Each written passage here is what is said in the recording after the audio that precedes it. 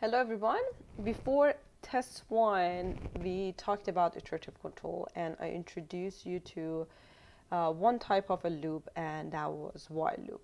So basically with any type of iterative control, you have a sort of a set of instructions that dictate to you how many times you're going to repeat some set of instructions. All right.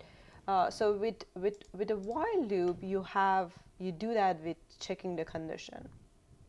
So you check your condition. If the condition is true, you are going to go inside the loop and basically execute whatever you have in the body of the while loop. If the condition is false, you exit the while loop and you're done. You just continue on with the rest of your program. So let's just go over this simple example and try to match them to our condition.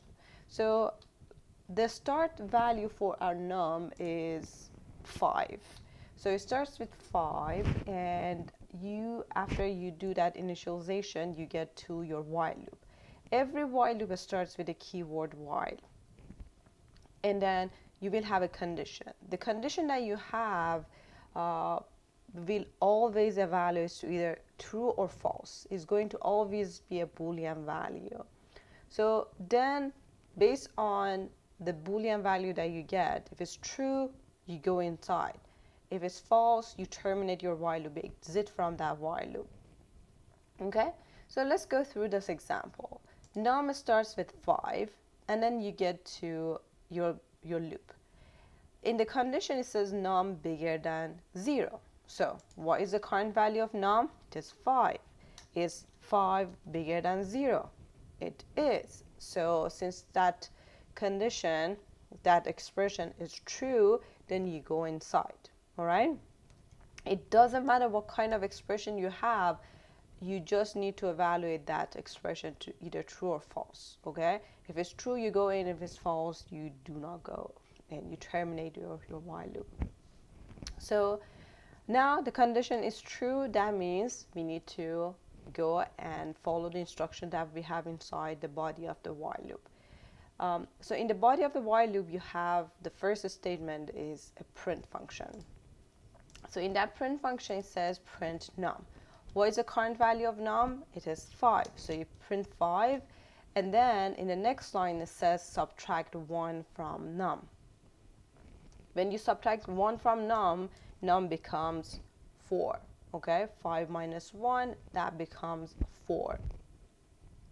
And then you come back to your condition again. Now you replace the num, the variable num, with the value that it currently holds.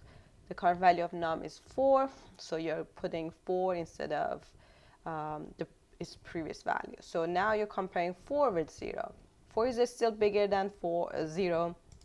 So you go in, print 4, and then subtract 1 from num.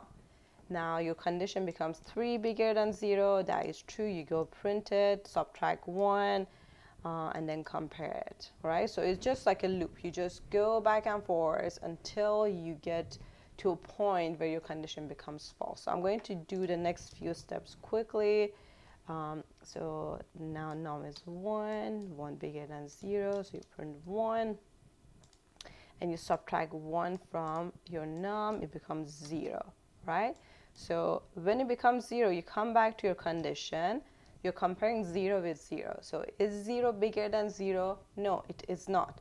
Since it is not bigger than 0, it becomes false, so that expression evaluates to false, then you exit your while loop, all right? So then you should see all of these numbers on the screen. All right, so let's try and see if we get that outcome. So this is my code. So if I run this, it should get 521, and that is the output that I'm getting. All right. So practice running codes in your head instead of always asking Python to run it for you. It helps you to understand how different parts of a code are going to be executed. It helps you to write good codes yourself, right? All right, so that was a very quick recap about while loop. today I'm mainly going to focus on for loop. With for loops, you must have a sequence, all right? And so far we learned about